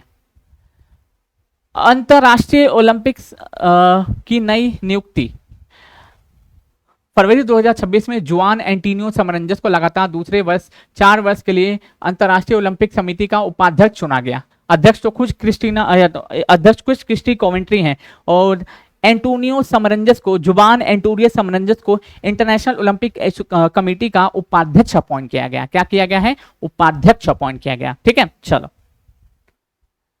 बायोफिच 2026 बना कंट्री ऑफ द ईयर। बायोफिच 2026 में भारत बना country of the year, country of the year.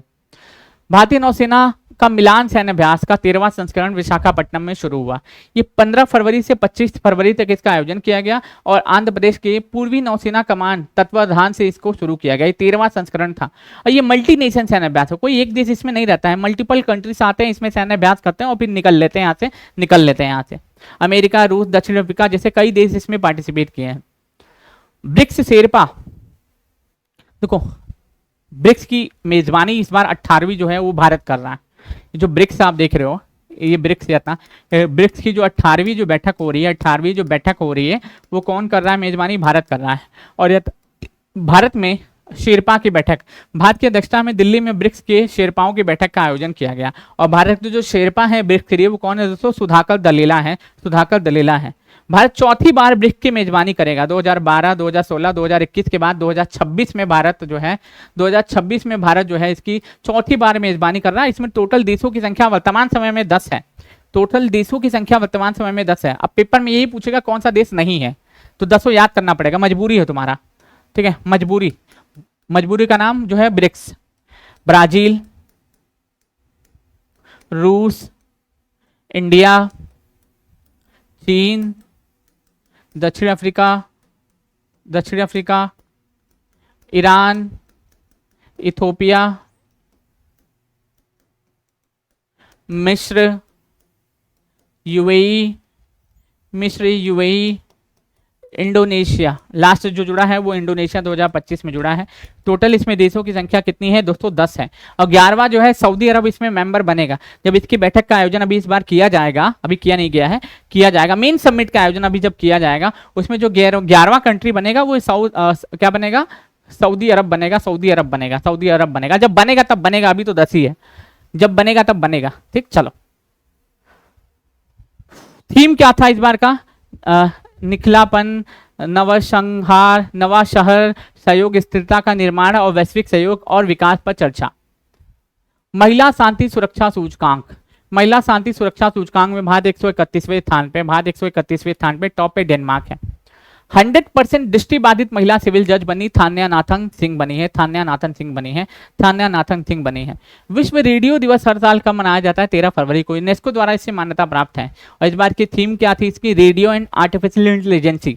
अगर रेडियो एंड आर्टिफिशियल इंटेलिजेंसी यानी कि आर्टिफिशियल इंटेलिजेंसी, दिल्ली महाल खेल कुंभ का ब्रांड एम्बेसडर किसको बनाया गया? गब्बर को बनाया गया। किसको? शिखर धवन को बनाया गया। एशियाई शूटिंग चैंपियनशिप में रजत पदक किसने जीता? मनु भाकर ने जीता, मनु भाकर ने जीता, मनु भाकर ने जीता। ठीक है, चलो। असम के कुमार भास्करम वर्मन सेतु का उद्घाटन 14 फरवरी 2026 को प्रधानमंत्री नरेंद्र मोदी ने असम में ब्रह्मपुत्रा नदी पर कुमार भास्करम वर्मन सेतु का उद्घाटन किया। ये 330 करोड़ रुपए की लागत से बनाया जा रहा है। अगर ये पुल बनकर तैयार हो जाता है तो मैं फिर से बता दूं तो गुवाहाटी को उत्तरी गुवाहाटी से जोड़ने के काम करेगा और लगभग 2.5 घंटा 15 मिनट के समय की बचत करेगा। और बेहतर कनेक्टिविटी के लिए ऐसा किया जा रहा है, बेहतर कनेक्टिविटी के लिए ऐसा किया जा रहा है। भारत का पहला म्यूजिकल रोड, जैसे कि आपको बता देता हूं, मुंबई पहली संगीत पथ म्यूजिकल रोड की शुरुआत की जा रही है। अब यहाँ पे एक ऐसा रोड बनाया जा रहा है, ठीक है, जहाँ पे 60 से 80 किलोमीटर प्रति घंटे की रफ्तार से अगर आप गाड़ी चला रहे हैं, 60 से 80 की स्पीड में अगर आप गाड़ी चला रहे हैं तो वहाँ पे गाना बजेगा, जा जा जिंदे जामे आने के चले जय हो, गाना बजेगा AR रहमान वाला। ठीक है, 60 से 80 किलोमीटर प्रति घंटे की रफ्तार से अगर आप यहाँ पे गाड़ी चलाते हैं तो आपको संगीत की धुन सुनाई देगी। नेक्स्ट, फ्रांस से भारत 114 राफेल विमान खरीदेगा। जी हाँ, इसके साथ डील हुई है हमारी साइन।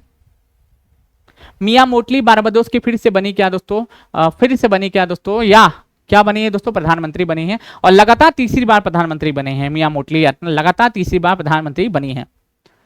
बांग्लादेश के अगले प्रधानमंत्री कौन बने दोस्तों? खालिदा जिया के पुत्र हैं तारिक रहमान।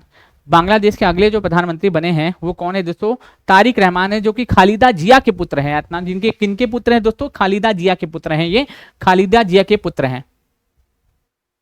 पीएमओ परिसर का नाम चेंज करके क्या कर दिया गया दोस्तों? क्या कर दिया गया दोस्तों? सेवा तीर्थ कर दिया गया है। यह स्थान रायसीना हिल्स शिकोह रोड पर स्थित है। गिफ्ट सिटी के नए अध्यक्ष कौन बने? उदय कोटक। और इनको इस बार मालूम है पद्म भूषण भी दिया गया। जी हाँ, आप याद रख लीजिएगा, इनको इस बार 2026 में पद्म भूषण से भी सम्मानित किया गया है। पद्म भूषण से भी सम्मानित किया गया। उत्तर प्रदेश राजभवन का नाम बदल के उत्तर प्रदेश राजभवन का नाम बदला गया। राज्यपाल आवास का नाम बदल के राजभवन से अब जनभवन कर दिया गया है, ताकि जनता की आवाज यहाँ इनके कानों तक सुनाई दे। नाटो में आर्कटिक सेंट्री मिशन शुरू। अब जैसे कि होता क्या ना दोस्तों, अमेरिका ग्रीनलैंड पे कब्जा करना चाहता है, तो अमेरिका जो है दोस्तों ग्रीनलैंड पे कब्जा करना चाहता है, इसीलिए जो है दोस्तों जो कंट्रीज हैं कई सारे मिल करके नाटो पर क्या है सेनेटरी मिशन को शुरू किए हैं। नाटो आर्कटिक सेंट्री मिशन को इन लोगों ने मिलकर के शुरू किया है, ताकि जो है अमेरिका इसके ऊपर कब्जा ना कर सके। अंडमान निकोबार में 12 तांग में मिट्टी का ज्वालामुखी विस्फोट। जी, हाथी पाव, जिसको हम लोग फ्लाइरीरियस के नाम से जानते हैं, इसको खत्म करने का लक्ष्य भारत का क्या है? 2027 तक है। और ये किसकी वजह से? एथलीट फूड, ये कवक की वजह से होने वाली बीमारी है हाथी पांव, जो मच्छरों द्वारा फैलाने वाली एक उपेक्षित उष्णकटिबंधीय बीमारी है। ये शरीर में अत्यधिक सूजन पैदा करती है और पैर को हाथी पांव की तरह मोटा कर देती है। सड़क दुर्घटना में पीड़ितों की सहायता के लिए पीएम मोदी द्वारा राहत योजना को शुरू किया गया। Road accident victim hospitalisation assured treatment, जिसका फुल फॉर्म हो जाएगा, जिसका नाम है राहत, पीएम राहत योजना। इसका फुल फॉर्म ही आपसे पूछेगा। 14 फरवरी 2026 को इस योजना को शुरू किया गया। इस योजना के अंतर्गत सड़क दुर्घटना में प्रत्येक पीड़ित चाहे वह किसी भी श्रेणी का हो, दुर्घटना के सीधे 7 दिनों तक 1.5 लाख तक रुपए का जो इलाज है मुफ्त में किया जाएगा। और जैसे कि मान लीजिए योजना के अंतर्गत अगर क्या किया, जो भी व्यक्ति जो सड़क दुर्घटना से पीड़ित व्यक्ति, उसका 7 दिनों तक 1.5 लाख का इलाज निःशुल्क किया जाएगा। और इतना 24 घंटे के अंदर जानलेवा हमले से बचाने वाले गैर जानलेवा मामले जैसे 24 से 48 घंटे के बीच स्थिरीकरण का उपचार भी किया जाएगा, जिसे गोल्डन आवर भी कहा जाता है, जिसमें जीवन को बचाया जा सकता है। ग्लोबल एआई इंपैक्ट शिखर सम्मेलन ये हो चुका है, मैंने आपको ऑलरेडी बता दिया कहाँ हुआ। उड़ीसा ने भूमि दस्तावेजों के लिए क्यूआर कोड क्या किया दोस्तों? लागू करेगा। अब जैसे कि मान लो क्यूआर कोड आइए स्कैन करिए और अपनी भूमि का पूरा जो डेटा प्राप्त कर लीजिए एक स्कैनर के माध्यम से, बस एक स्कैनर के माध्यम से। गेल के नए सीएमडी कौन बनाया गया दोस्तों? ये दीपक गुप्ता को गेल का नया सीएमडी बनाया गया। म्यूनिक शिखर सम्मेलन, ये जर्मनी में 62वां म्यूनिक शिखर सम्मेलन आयोजित किया गया। और संयोग की बात यह है, इसमें भारत इस बार पार्टिसिपेट किया है। भारत की तरफ से हमारे भारत के विदेश मंत्री एस जयशंकर इसमें पार्टिसिपेट किए हैं। फिडे फ्री स्टाइल शतरंज चैंपियनशिप नॉर्वे के स्टार खिलाड़ी मैग्नेसन कार्लसन ने इस टाइटल को जीत लिया। G7 शिखर सम्मेलन याद रख लीजिएगा, ये इस बार जो है ना कहाँ पे, फ्रांस में आयोजित होगा, एवियान शहर में आयोजित हुआ, ठीक है। और इसमें मोदी जी को एज ए गेस्ट बुलाया गया। हम लोग G7 के मेंबर नहीं हैं। पेपर में क्या पूछा था कि G7 का कौन कौन सदस्य है, तो पहली बात याद रख लीजिएगा, Canada, France, Germany, Italy, Japan, United kingdom, ये सभी किसके G7 के सदस्य हैं, ये सभी G7 के सदस्य हैं, ये G7 के सदस्य हैं, C7 के सदस्य हैं। भारत की पहली अंडर वाटर ट्विन सुरंग, बाद में इंफ्रास्ट्रक्चर की उपलब्धि को हासिल करने के लिए असम में ब्रह्मपुत्रा नदी के नीचे अंडर वाटर सड़क रेल मार्ग बनाई जाएगी। इसमें पैसा बहुत ज्यादा लगने वाला है इतना, अंडर वाटर जो रेल मार्ग सड़क बनाई जाएगी, इसमें कुल लंबाई 33.7 किलोमीटर होने वाली है। नदी के नीचे लगभग 15.79 किलोमीटर ट्विन सुरंग बनाई जाएगी, मतलब आने का भी रास्ता होगा और प्लस क्या होगा दोस्तों, जाने का भी रास्ता होगा, गोहपुर और नुमालीगढ़ को ये जोड़ने का काम करेगा। पूर्वोत्तर क्षेत्र की यात्रा में कम समय हो लगेगा और रक्षा व्यापार कनेक्टिविटी मजबूत होगी। इस बुनियादी ढांचे की परियोजना का लागत लगभग 18,662 करोड़ रुपया। बताओ, पानी के नीचे बेवकूफी है कोई पुल बनाना, मेरे हिसाब से तो बनाना ही नहीं चाहिए पानी के नीचे। कब सुनामी आ जाए, कब प्लेटें सरक जाए, कब वो पुल टूट करके डिस्ट्रॉय हो जाए, कुछ अता पता नहीं है। आप कितना भी जो है प्रकृति के साथ छेड़छाड़ कर लो, जब प्रकृति छेड़छाड़ करेगी ना सब खत्म हो जाएगा। अगर मान लो ब्रह्मपुत्रा नदी के नीचे ये पुल अगर ये लोग बनाते भी हैं, क्या गारंटी है प्लेटें सरकेंगी, और प्लेटें सरकेंगी, सुनामी का केंद्र अगर मान लो उस पुल के नीचे ही आ गया तो पुल तो डिस्ट्रॉय हो जाएगा, फिर पता चल रहा उसमें जो यात्रा कर रहा है व्यक्ति वो भी खत्म हो जाएगा। इसलिए ये सब बेकार बेवकूफी वाली चीजें नहीं करना चाहिए। और एक तो ऑलरेडी पहाड़ी क्षेत्र है पूरा।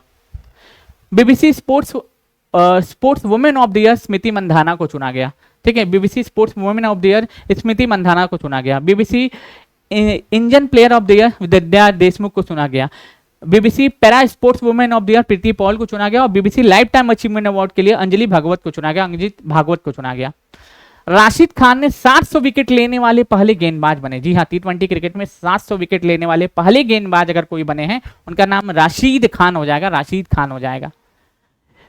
भारत फ्रांस इनोवेशन वर्ष, प्रधानमंत्री नरेंद्र मोदी और फ्रांस के इमैनुअल मैक्रोन ने 2026 को भारत फ्रांस इनोवेशन वर्ष घोषित किया है। 2026 को, किसको दोस्तों, 2026 को। अफ्रीकी संघ का 39वां शिखर सम्मेलन अदीस अबाबा में आयोजित हुआ। और इथियोपिया की जो राजधानी है ना वही अदीस अबाबा, वहीं पे इसका आयोजन किया गया। लोसार महोत्सव तिब्बतियों का नववर्ष होता है जो कि लद्दाख में मनाया जाता है। ब्रह्म भूषण अवार्ड ईसा फाउंडेशन द्वारा दिया जाता है। अंतरिक्ष अनुसंधान के लिए नबी नारायण और एस किरण कुमार को यह सम्मान दिया गया।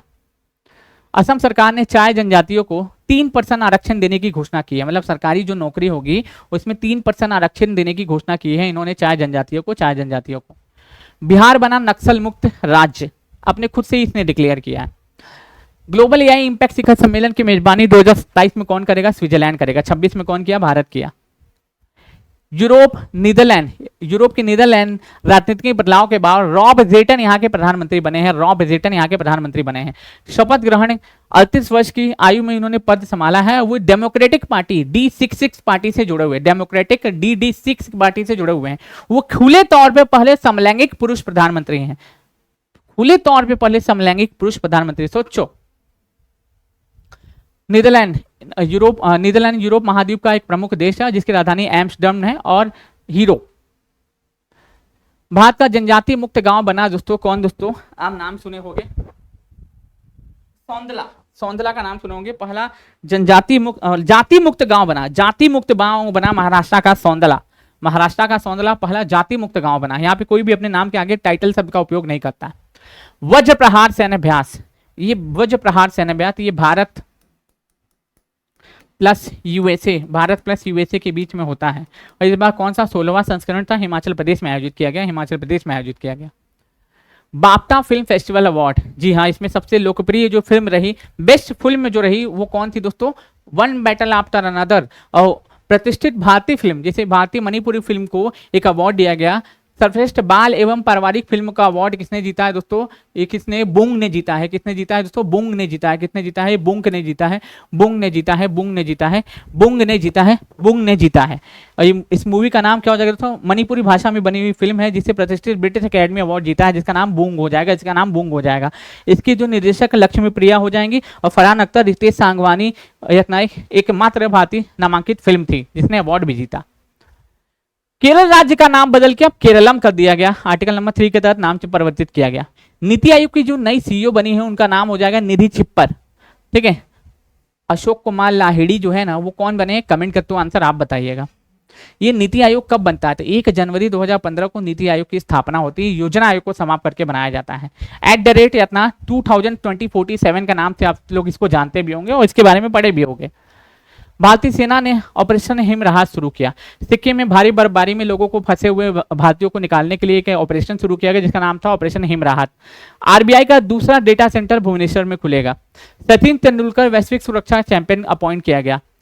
धर्मगाजिन सैन्य अभ्यास भारत और जापान के बीच में 7वां सैन्य अभ्यास था। ये जो 24 फरवरी से 9 मार्च तक जो है आयोजित किया गया। और कहाँ पे आयोजित किया गया मेरे भाई? ये चौबटिया में आयोजित किया गया। लखनऊ भारतीय राजधानी स्काउट भागीदारी थी इसमें, यार चौबटिया में आयोजित किया गया। भारतीय नौसेना में शामिल हुआ आईएनएस अंजदीप, ये चेन्नई में कमीशन किया गया। चेन्नई में कमीशन किया गया। पेरू के अंतरिम राष्ट्रपति बने जॉन मारिया बाल्कजार। जॉन मारिया बाल्कजार